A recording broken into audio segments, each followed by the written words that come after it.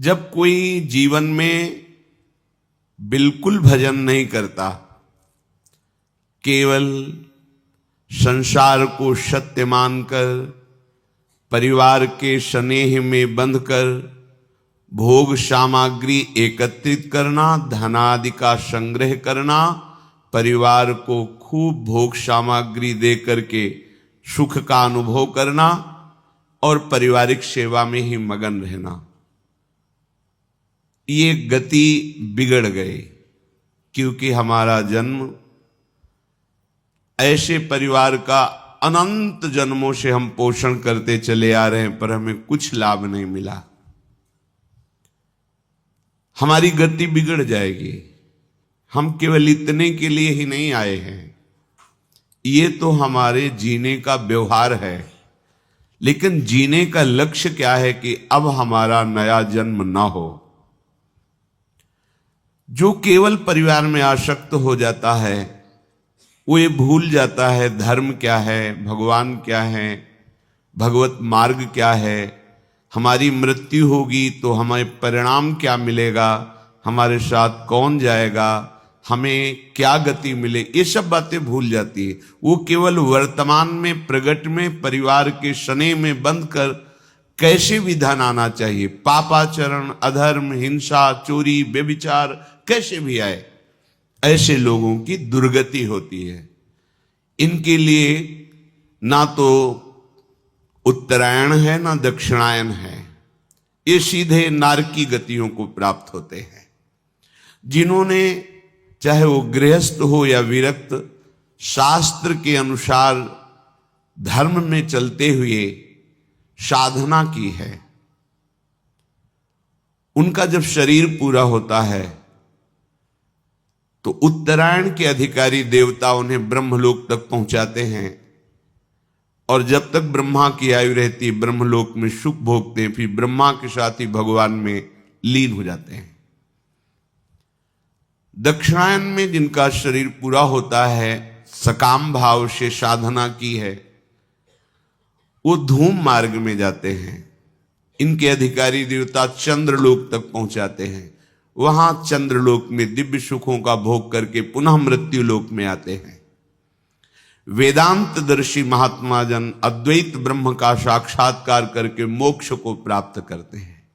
पापात्मा जन पाप कर्म करके नरक को प्राप्त होते हैं। पुण्यात्मा जन पुण्य करके स्वर्ग को प्राप्त होते हैं।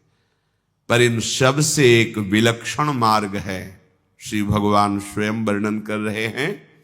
पुरुषः सह परः पार्थ भक्त्या लभ्यस्त्वनन्यया यस्यान्तःस्थानि भूतानि येन सर्वमिदं ततं।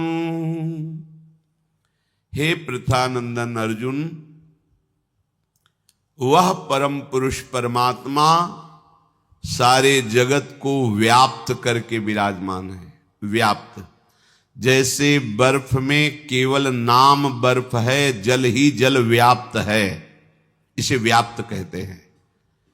जल के सिवा बर्फ में कुछ भी नहीं, केवल जल है। घनीभूत जल ही बर्फ नाम से कहा गया। ऐसे ही ये संपूर्ण संसार जो द्वंद्वों से युक्त, नानात्व से युक्त, स्त्री पुरुष आदि भेद से युक्त, जड़ चैतन्य से युक्त, दुरात्मा महात्मा से युक्त, ये एकमात्र केवल परमात्मा ही इसमें व्याप्त है। जैसे बर्फ में केवल जल ही जल है, ऐसे ही संसार केवल परमात्मा ही है। ये शुद्ध भक्ति से जाना जाता है। तुम्हारी बुद्धि की ताकत नहीं कि तुम इससे जान सको, तर्क करके, अनुमान से, प्रमाणों से नहीं। जब मय्येव मनाधत्स्व स्वयं मयि बुद्धिम निवेशय, तब जब मन बुद्धि केवल प्रभु में लगकर भगवदाकार हो गई, तब ये रहस्य उसके सामने प्रकाशित होता है कि जड़ चैतन्य कछु नहीं दीखत, जित दीखत तित श्याम खड़े।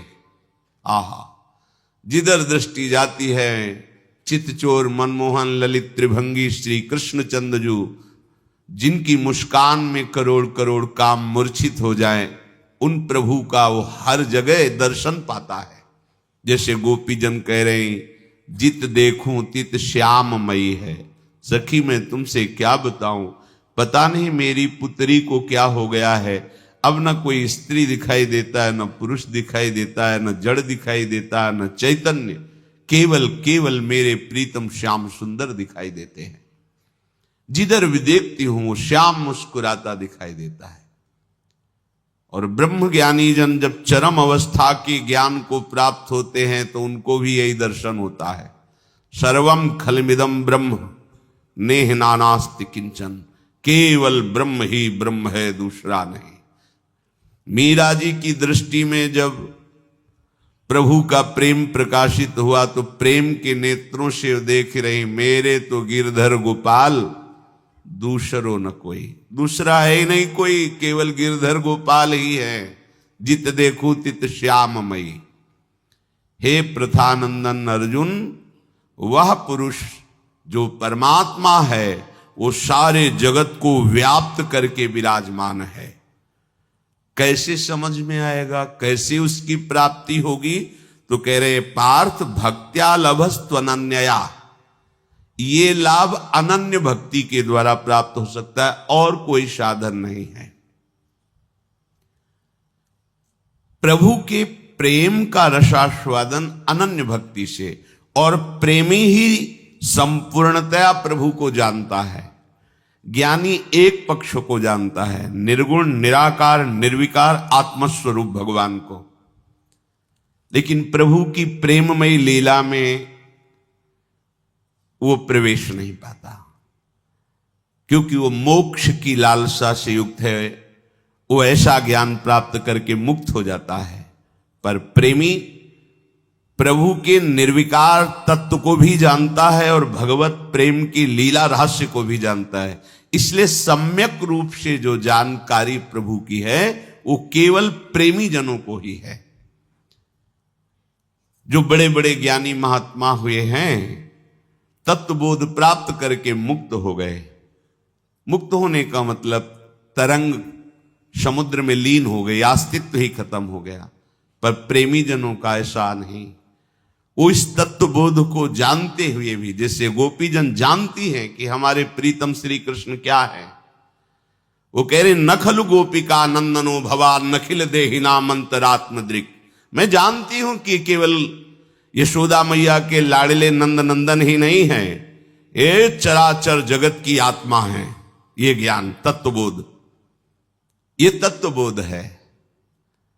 और प्रेम यत्ते सुजात चरणाम्बुरुहम स्तनेषु, जिन चरणों को लेकर कोई तत्वज्ञानी कभी चरण छाती से लगाया क्या, उनमें लीन हो गया। लेकिन ये तत्वबोध, इससे बड़ा और तत्वबोध क्या, जित देखो तित श्याममयी।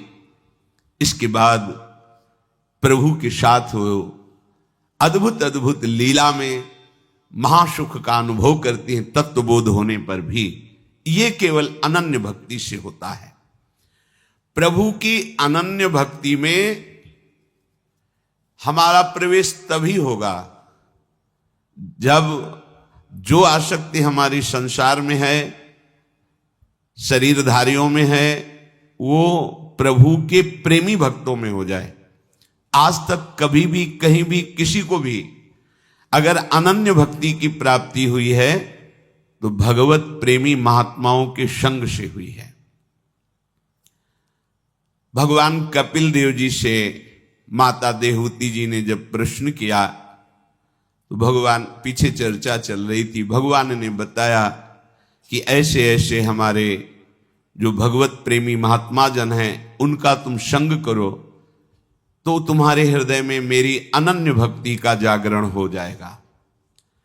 माता जी ने पूछा, काचित वैयुचिता भक्ति कीदृशी मम गोचरा यया पदम ते निर्वाण मंजशान वाष्णवा अहम यो योगो भगवद बाणो निर्वाणात्मस्तयोदितः कीदृशः कति चांगानि यतस्तत्वावबोधनम। प्रभु, आपने ये तो बताया कि अनन्य भक्ति कैसे प्राप्त होती है, भगवत प्रेमी महात्माओं के संग से, पर उस अनन्य भक्ति का स्वरूप क्या होता है? कैसे जाना जाए कि मेरे अंदर अनन्य भक्ति आ रही? जब तक उसका परिचय नहीं होगा तो हम कैसे जानेंगे? संतों से प्राप्त होती, सत्संग से प्राप्त होती है, गुरुजनों के चरणों की आसक्ति से प्राप्त होती, पर उसका स्वरूप क्या है? अनन्य भक्ति का स्वरूप क्या है? क्योंकि ये अनन्य भक्ति जिसके हृदय में आ जाती है, मोक्ष उसके चरणों में लुटता है। दीयमानम न गृहणन्ति बिना मत सेवनम जना। तो हे मोक्ष स्वरूप प्रभु, जिसके द्वारा लक्ष्य भेद हो बाण के समान, जैसे बाण लक्ष्य भेद करता है, ऐसे भगवान के तत्व का बोध और भगवत अनन्य भक्ति वो आप ही जानते हैं, क्योंकि आप स्वयं श्री भगवान हैं। तो आप कृपा करके बताइए कि जिस अनन्य भक्ति से आप प्राप्त होते हैं उसका स्वरूप क्या है?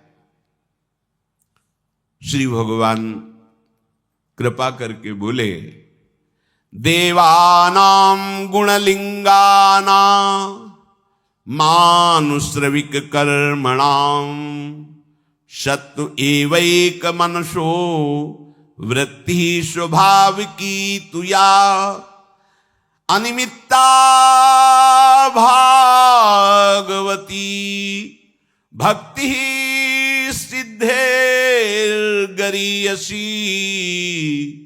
जरत्यत्यासुया कोशम निगीर्ण मनलो यथा। हे माता, जिस उपासक का चित्त संतों के संग से, भगवत कथा श्रवण से, भगवन नाम जप से, भगवन नाम कीर्तन से, भगवत धाम के वास और सेवन से पवित्र हो गया है, उसका चित्त निरंतर मेरे में लगा रहता है। कैसे लगा रहता है? गोस्वामी श्री तुलसीदास जी सरल भाव में व्यक्त करते हैं। काम ही नारी पियारी जिमी लोभी जिमी प्रियदाम तिमि रघुनाथ निरंतर प्रिय लागहु मोहि राम। हे राम, हे रघुनंदन, आप मुझे ऐसे प्यारे लगो जैसे कामी पुरुष रात दिन कामिनी का चिंतन करता है, लोभी पुरुष धन का चिंतन करता है। हे हरि, ऐसे मैं हर समय आपका चिंतन करूं। ये चिंतन की प्रवृत्ति।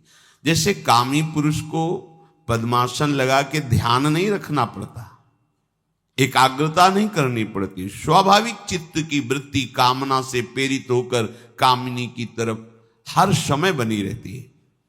लोभी पुरुष हर समय धन का चिंतन करता है, मोही पुरुष हर समय परिवार का चिंतन करता है, देहाभिमानी बिना प्रयास के देह का चिंतन करता है। ऐसे ही अनन्य भक्त का बिना प्रयास के अखंड चिंतन श्री प्रिया प्रीतम का होता है। अब अभी भक्ति में उस कोटि से प्रवेश ही नहीं हुआ तो आपको लगेगा अखंड चिंतन कैसे होता है। कभी कभी जब पूछते हैं और कि आपका भजन, वो भजन में नहीं, तो लगता है फिर कर क्या रहे हो, तुम्हारा हृदय है कहां? ऐसा कैसे हो सकता है कि तुम हरि के चरणों के दास होकर भजन विमुख समय, और फिर तुम्हें व्याकुलता नहीं, तुम्हें कष्ट नहीं। तद विस्मरणेन परम व्याकुलते, व्याकुल हो जाना चाहिए हृदय। त्रिभुवन की राज्य लक्ष्मी मिलने पर भी जो आधे पल के लिए अपने आराध्य देव का स्मरण नहीं छोड़ता, वही अनन्य भक्त है। त्रिभुवन की राज्य लक्ष्मी, यहां तो 100-200 रुपए में घंटे 2 घंटे भगवान को भूल सकते हैं। अनन्य भक्त जिसका चित्त तैल धारावत निरंतर प्रभु में। अब इसे कुछ नहीं चाहिए। इस कोटि के भक्त के अंदर ऐसी आनंद वृत्ति प्रकट होती है कि ये जिस मोक्ष के लिए बड़े बड़े ऋषि मुनि कठिन प्रयास करते हैं, ज्ञान के पंथ कृपाण की धारा परत खगेश लगे नहीं वारा, जो निर्विघ्न पंथ निर्वाही सो कैवल्य परम पद लहाई, वो कैवल्य परम पद भक्तजन देखते भी नहीं है।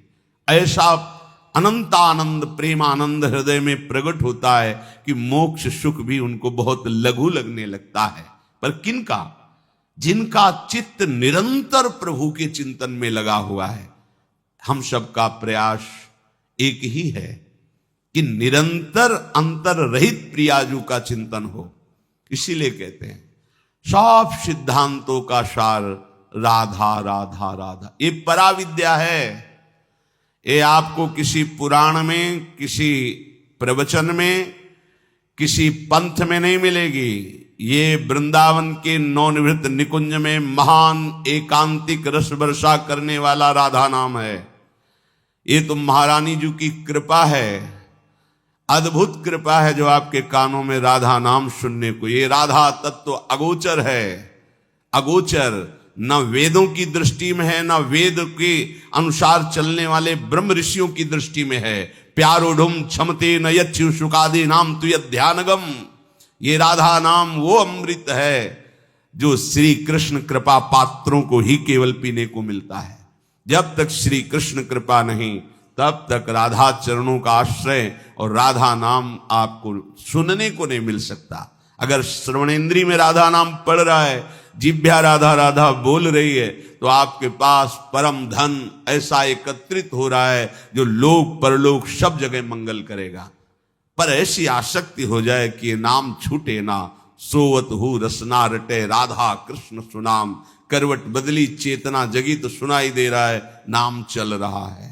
ये अनन्य भक्ति का स्वरूप है। जो कर्मेंद्रिय और ज्ञानेन्द्रिय दोनों से केवल श्री हरि का भजन करता है, ये अनन्य निष्ठा से ही बात बनती है। श्री जयमल जी बड़े महान भक्त हैं श्री राधा वल्लभ लाल जी के। जयमल जी जब सेवा में जाते तो कभी कभी कोई राजकाज का विशेष कार्य आने पर उनके मंत्री उनको सूचना देते तो उनको पसंद नहीं आता। हमारी सेवा में कोई विघ्न पहुंचावे नहीं। राजा थे पर ऐसी भजन की निष्ठा, उन्होंने नियम लागू कर दिया 4 घंटे 10 घड़ी, 1 घड़ी 24 मिनट, तो 10 घड़ी 6 चौको 24, 240 मिनट, तो 6 चौको 24, 4 घंटे। 4 घंटे के अंतर्गत अगर किसी ने सूचना दी तो हम स्वयं उसका वध कर देंगे। हमारे सेवा गृह में चाहे पूरे राज्य में आग लग जाए, 4 घंटे कोई सूचना नहीं देगा, किसी भी तरह का विक्षेप नहीं। जब हम अपने लाडली लाल राधा वल्लभ लाल का श्रृंगार कर रहे हैं, आरती कर रहे हैं, उनका सेवा भाव भोग आदि, उस समय कोई भी प्रवेश नहीं करेगा। ये अपने निजी परिकर में। यहां श्री भगवान कह रहे हैं कर्मेंद्रिय और ज्ञानेन्द्रिय दोनों का मेरे प्रति समर्पण हो जाना, तभी चित्त का समर्पण होता है। राजा है पर निष्ठा ऐसी भजन की है, कोई भी 4 घंटे विक्षेप नहीं। यहां श्री जी की सेवा कर रहे हैं, आप अन्य बातें भी कर रहे हैं, हंस रहे हैं, खेल रहे हैं। आप महारानी जी की सेवा कर रहे हैं, आप राधा नाम हाथ में लेकर स्नान करा रहे हैं, पोछ रहे हैं, प्रक्षालन कर रहे हैं, चंदन की पत्रावली कर रहे हैं, इत्र लगा रहे हैं। ये श्री जी का साक्षात स्वरूप है राधा नाम। उस समय बहुत गंभीर एकाग्र, अगर कोई आपसे राधे श्याम बोले, श्री हरिवंश बोले, तो बिना उसको देखे बोल दो श्री हरिवंश। देखो अपनी सेवा की तरफ, पूर्ण एकाग्रता। हां, कोई गुरुजन पधारे, महाभागवत पधारे, तो फिर श्री जी की सेवा को उसी समय विश्राम दो, पहले उनको प्रणाम, उनका स्वागत सम्मान करो। वो प्रभु का आदेश है ऐसा, महापुरुषों का आदेश है ऐसा। प्रभु से भी बढ़कर प्रभु के प्रेमी महाभागवतों का सम्मान करना, इससे प्रभु की प्रसन्नता प्राप्त होती है। जयमल जी की ये गुप्त बात उनके शत्रु पक्ष को पता चल गई।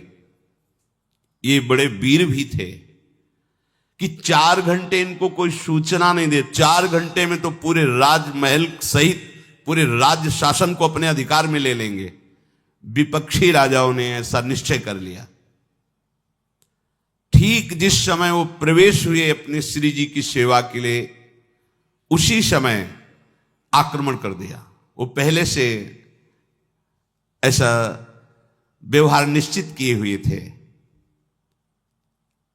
राज सैनिक ने सूचना दी कि आसपास से पूरे राज्य नगर को घेर लिया गया है, शत्रु पक्ष बहुत बलशाली प्रतीत हो रहा है, बिना राजा के दस्तखत के हम युद्ध कैसे प्रारंभ कर दें। अब वहां जो जाएगा तो सूचना देने के पहले ही मार डाला जाएगा, क्योंकि उनका ये दृढ़ प्रतिज्ञा थी कि 4 घंटे के अंतर्गत अगर कोई पूजा गृह में आया उसे मृत्युदंड मैं स्वयं दूंगा। अब ये हुआ कि सूचना नहीं जाएगी तो बड़ा हाहाकार मच जाएगा, प्रजा का नाश करेगा शत्रु पक्ष, राजमहल में घुसकर अत्याचार करेगा। अब क्या किया जाए। राजमाता ने कहा अगर मृत्यु मिलेगी तो मुझे मिलेगी, मैं जाऊंगी और सूचना दूंगी। वो डरते हुए गए। जयमल जी सेवा में मगन थे तो उन्होंने कहा बेटा, राजनगर को, राजमहल को शत्रु पक्ष ने घेर लिया है, बस तुम्हारी स्वीकृति की आवश्यकता है। तुम हां बोलो तो सैनिक युद्ध के लिए तैयार हैं। तो उन्होंने कहा मां, तुम इसी समय वापस चली जाओ, हम सेवा में एक शब्द भी अन्य सुनना नहीं चाहते। आप मां हो इसलिए हम अपनी प्रतिज्ञा को छोड़ते हैं कि आपका वध नहीं करते। आप वापस चली जाएं, हम जिनके सहारे हैं वही जो कुछ चाहे करें। इस समय हम उनकी सेवा नहीं छोड़ सकते और अन्य वार्ता नहीं कर सकते। सेवा में हम युद्ध का आदेश नहीं दे सकते। हम ठाकुर श्रृंगार कर रहे हो कह दे मार काट करो, नहीं। जिनकी हम सेवा कर रहे हैं वो समर्थ है, जैसा चाहे वैसा करें। आप तुरंत वापस हो जाएंगे। बाहर गई, सेनापति ने कहा क्या आदेश है। उन्होंने कहा कोई आदेश नहीं। बिना आदेश के सेनापति कैसे? सब व्याकुल हो रहे, 4 घंटे तक इंतजार कर रहे। ना तो सेना नगर के अंदर घुसी और सब कोलाहल शांत है। तो सबको आश्चर्य हुआ कि क्या वो भी पूजा का इंतजार कर रहे हैं क्या शत्रु पक्ष, कि जब वो निकलेंगे तब युद्ध करेंगे। जयमल जी ठाकुर जी को भोग पवा के, आरती करके, उनके सामने कीर्तन करके, नृत्य करके प्रणाम किया, बाहर निकले और उनका हमारा घोड़ा तैयार करके लाया जाए। घोड़े के पास गए, जो उनका निजी घोड़ा था, पसीने से लथपथ था। जेविये से हाथ रखा तो हाथ भींज गया पसीने से, और हाथ रखते ही जैसे बिजली का करंट, ऐसे भागवती ऊर्जा उनके हृदय में आई। बोले ऐसा तो कभी नहीं हुआ, और ये घोड़ा तो इतना थका हुआ लग रहा है जैसे ये युद्ध करके आ रहा हो, और आज तक इतना प्यार इसके ऊपर नहीं आया। इसके स्पर्श करने से मुझे भागवती सुख का अनुभव हो रहा है। घोड़े को लिया, बाहर गए। जितने सैनिक थे सब मूर्छित पड़े थे, केवल राजा को बीच बीच में होश आ रहा था। नजदीक गए, शत्रु पक्ष के राजा को जल आदि से चेतना देकर उठाया। बोले आए आप युद्ध करने थे और ये सब मूर्छित पड़े हैं, मैंने तो अपने सेनापति को आदेश दिया नहीं, ऐसा क्या हो गया? बोले एक ही वीर केवल आया था आपके पक्ष से, सांवले रंग का था। उसने बाण तो संधान नहीं किया, पर नेत्रों से ऐसा देखा कि सब घायल होकर मूर्छित हो गए। बस एक बार तुम उसे पुनः मुझे दिखा दो, मैं एक बार उसे हृदय से लगा लूं, कभी जीवन में हम तुम्हारी तरफ देखेंगे भी नहीं। प्रेम बाण ऐसा है कि बड़े बड़े घायल हो जाते हैं। तो उन्होंने उस राजा से कहा, वो हमारे प्रभु ने शत्रु पक्ष पर इतनी कृपा कर दी, जिनके दर्शन ध्यान में बड़े बड़े मुनिजन नहीं पाते। वो कोई सेनापति या शूरवीर नहीं, वो तो हमारे प्रभु श्याम सुंदर थे, राधा वल्लभ लाल जी थे। अगर हमारी निष्ठा है तो हर समस्या का समाधान श्री हरि है। लोग ये समझ नहीं पाते हैं। अगर निष्ठा ना होती तो घबरा के सेवा छोड़ देते और भाग पड़ते कि शत्रु पक्ष आ गया है, बाद में सेवा कर लेंगे। नहीं, अपनी निष्ठा में है। कर्मेंद्रियों और ज्ञानेंद्रियों का इस कोटि का समर्पण, निष्ठा, ये संत संग से, भजन करने से, भगवत महत्व का अनुभव होने से ये निष्ठा जागरण होती है। श्री भगवान कह रहे हैं कि ये भक्ति मुक्ति से भी बढ़कर है। जैसे जठरानल खाए हुए अन्न को पचा देता है, ऐसे अनन्य भक्ति अनंत जन्मों के कर्मों के संस्कार के भंडार को भस्म कर देती है। ये बहुत बड़ी बात है। इस बात का कहीं कोई साधन से संबंध नहीं है। आप साधना करेंगे तो उसका फल मिलेगा, लेकिन भगवान का आश्रय लेकर अनन्य भक्ति करेंगे तो भक्ति, जैसे हम अन्न पचाते नहीं हैं, स्वयं पच जाता है। एक प्रक्रिया है, पाया और समय पर वो पच गया। ऐसे ही हमें कोई प्रयास नहीं करना पड़ता। अनंत जन्मों के पाप कर्म जमा हैं, अनंत जन्मों के वो कर्म बंधन जमा हैं जो हमें कई जन्मों तक भोगे बराबर तो भी नहीं निपटा सकते। जब हम प्रभु की शरण में हो जाते हैं तो जरत्यासु या कोशम निगीर्ण मनलो यथा, जैसे अग्नि लगने पर सब भस्म हो जाता है, ऐसे भगवान के अनन्य भक्त के कर्म के जो गोदाम जमा थे वो सब भंडार भस्म हो जाता है। कटे कर्म बंधन संसारी, जो हमें बार बार जन्म मरण दुख देने वाले कर्म हैं, ये तुम्हारे दान पुण्य से नष्ट नहीं होंगे, सेव संतरा के दान से नष्ट नहीं होने वाले। ये गंगा जी के नहाने से, तीर्थ स्नान करने से वर्तमान का पुण्य बनेगा, वर्तमान का पाप नष्ट होगा, लेकिन भंडार नहीं नष्ट होगा। वो केवल अनन्य भक्ति से नष्ट होता है। जब हम श्री हरि के शरणागत होते, वो कृपा करके उसे भस्म कर देते हैं। श्री भगवान कह रहे, नैकात्मतां में स्पृहयन्ति केचिन मत्पाद सेवा भिरता मदीहा, ये न्यून्यतो भागवता प्रसज्य सभाजयन्ते मम पौरुषाणि। श्री भगवान कह रहे कि जो मेरे अनन्य भक्त होते हैं वो मेरी चरण सेवा में बहुत प्रीति करते हैं। हमारी प्रीति कहां है? इंद्रियों के भोगों में, अपने शरीर सुख में। ये देहाभिमान है, यही जीवत्व है। अनन्य भक्ति की प्रीति कहां होती है? भगवान की सेवा सुख में। जैसे कई बार सत्संग में सुनाया है, चोखा मेला जी बाजार जा रहे हैं सब्जी आदि खरीदने, वहां देखो बड़े बड़े केले रखे हैं। हाँ, ये केले तो ठाकुर जी को बहुत प्रिय लगेंगे, चलो आज नमक रोटी का भोग लगा लेंगे। केला ठाकुर जी को ले चल, पूरे पैसे के केले ले लिए, सीधे विट्ठल भगवान के दरबार में गए। भक्त बड़े दैन्य होते हैं, अंदर आंगन में प्रवेश नहीं किया, बाहर देहली से ही आवाज लगाई और कहा, ये केले ठाकुर जी को, रुक्मिणी जी को पवा दीजिए। विट्ठल भगवान रुक्मिणी जी विराजमान, महाराष्ट्र पंढरपुर। तुम्हारे हाथ का ठाकुर जी थोड़ी पाएंगे, चलो यहां से। नहीं, उनको पाना ना होता तो मेरे अंदर प्रेरणा क्यों की? प्रायः जाति पक्ष पर लोगों की दृष्टि होती है। देखो, हम सब एक ही प्रभु की संतान हैं, एक ही माटी से बने हुए हैं। ये पंचभूत एक ही पंचभूत है। ये चाहे जहां हो यही है और एक ही आत्मा है। भैया भेद किस बात का है?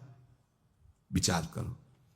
गुण कर्म के अनुसार भेद की रचना की गई, तत्वता कोई भेद नहीं है। हम एक ही बाप के सब बच्चे हैं। हाँ, कोई शराबी है, कोई विद्वान है, कोई कर्म कांड करता है, कोई एकदम बेकार बैठा रहता है, पर हैं तो बच्चे उसी के ना। जब वो बोलेगा तो यही बोलेगा ना कि सब मम प्रिय सब मम उपजाए। बोल तो रहा है मेरा प्रभु। ये जो ऊंचाई निचाई की भावना लेकर ये बहुत गंदी बात है। अगर बड़ा भाई है तो छोटा भाई पैर छूता है तो पैर छूना कोई बड़ाई की बात नहीं हो गई। वो छोटा है, तुम्हें सम्मान दे रहा है, बका है वो उसी पिता का, वैसे ही उसके रक्तमांस है, उतना ही अधिकार है। बड़ा गर्व करे कि मैं बड़ा, तो मूर्खता ही हुई। अगर छोटा इस बात का क्षोभ करे कि मुझे पैर छूना पड़ता है, तो उसकी मूर्खता है। बड़ा भाई है, झुक के पैर छू लिया तो क्या चला गया। ऐसे ही पूरी सृष्टि में हम एक घर जैसा बर्ताव करें। ये जो घृणा, ये जो हे भाव, ये कहीं नहीं वर्णन है। अपनी अपनी पद्धति के अनुसार अपने माता पिता को सुख पहुंचाना है। एक भाई किसानी करता है, एक भाई नौकरी करता है, एक भाई व्यापार करता है, लेकिन सब अपने माता पिता के सुख को सोचते हैं। ऐसे ही हमारे माता पिता प्रभु हैं। हम सब भाई भाई हैं, हम सब एक ही पिता के संतान हैं। ऐसा निकृष्ट भाव, किसी का अपमान कर देना जाति पक्ष को लेकर के या और नीच भाव लेकर, ये बिल्कुल अज्ञान है। ऐसा नहीं, किसी का अपमान अनादर करना ऐसा नहीं। स्वयं भगवान लीला करके बताते हैं। राजसू यज्ञ में सब ब्रह्म ऋषियों के बीच में ये निश्चित किया गया कि अग्र पूजा का अधिकारी कौन है। तो सबने कहा इसमें प्रश्न करने की क्या जरूरत है, जहां भगवान श्री कृष्ण विराजमान है वो अग्र पूजा किसकी हो सकती है। तो भगवान श्री कृष्ण की सबसे पहले पूजा प्रारंभ हुई, अग्र पूजा, और उन्हीं भगवान ने सब राजाओं के चरण धोए। ये देखो क्या करके दिखाए। कहां कहां के राजा थे, अलग अलग प्रांतों के, अलग अलग, सबके चरण भगवान ने। अग्र पूजा किसकी हुई? भगवान की। सोचो, अगर तुम्हारी सभा में सबसे बढ़कर के पूजा हो तो तुम्हें हाथ जोड़ने में भी संकोच होने लगेगा, क्योंकि सबसे बड़े। लेकिन भगवान ने सब राजाओं के पैर धोए। इसका महत्व क्या है? इस लीला का महत्व क्या है? हाँ, उनकी भावना उनकी, पर आपकी भावना क्या होनी चाहिए? सबको प्यार देना, सबको सम्मान देना। ये जो समाज में कोलाहल वैर का बनता है ना, लड़ाई झगड़ा का बनता है ना, ये अज्ञान के कारण बनता है। चोखा मेला जी ने कहा ये केले अगर इनको पाने नहीं थे तो हमें प्रेरणा क्यों की?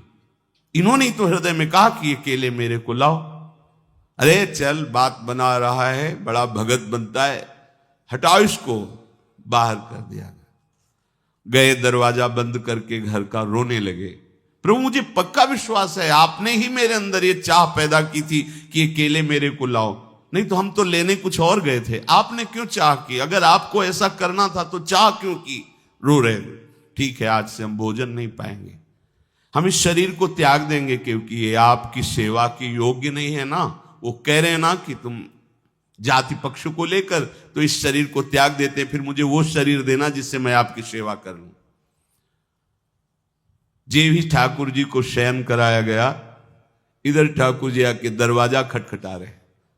चोखा मेला जी धीरे से बोल, दरवाजा खोलिए। ऐसे अमृतमय वचन कि वो पूछ ही नहीं पाए कि तुम कौन हो। दरवाजा खोला, देखा लाड़ीले ठाकुर। अरे प्रभु आप? हाँ, वो केले लाओ। वो लोग क्या जाने, हमारा बड़ा मन था केला पाने का। वो उन लोगों के सामने हमने कहा नहीं, लाओ लाओ केला। घर में बैठ करके, गोद में बैठकर ठाकुर जी केले पाए। जब 2-4 केले रह गए तो बोले सुनो, हमारे पीताम्बर में बांध दो, रुक्मिणी जी को पाएंगे वहां। बांध लिए, चले। रुक्मिणी जी को पवाया और छिलका पूरे आंगन में फेंक दिया। वो अंदर से दरवाजा बंद कर लिया। सुबह जब प्रातःकालीन वेला पर ठाकुर दर्शन के लिए हजारों महाराष्ट्र के भक्त एकत्रित हुए, बड़े दिव्य भूमि है महाराष्ट्र, एक से एक दिग्गज भगवत भक्ति के सदैव भगवत धाम को जाने वाले एक से एक ज्ञान शिरोमणि योग शिरोमणि महापुरुष प्रकट हुए। अब बाहर से खोला गया, अंदर से लाख है तो कैसे खुले? आश्चर्यचकित, अंदर दरवाजा कैसे बंद हो गया? क्योंकि ठाकुर जी के सिवा कोई है नहीं। समझ गए कि ठाकुर जी ने बंद किया, प्रार्थना कर रहे प्रभु खोलो दरवाजा। बहुत देर रोने धोने पर प्रभु ने कहा दरवाजा जब खुलेगा जब चोखा मेला जी को तुम लोग हमारे जो पार्षद हो पालकी में बैठाल के लाओगे और यहां चोखा मेला जी बोलेंगे कि हाँ हम पालकी से उतर करके कह रहे हैं कि आप दरवाजा खोलो, तब खुलेगा। अब तो कोई प्रश्न ही नहीं। देखो भगवान कितना प्यार करते हैं अपने अनन्य भक्त को।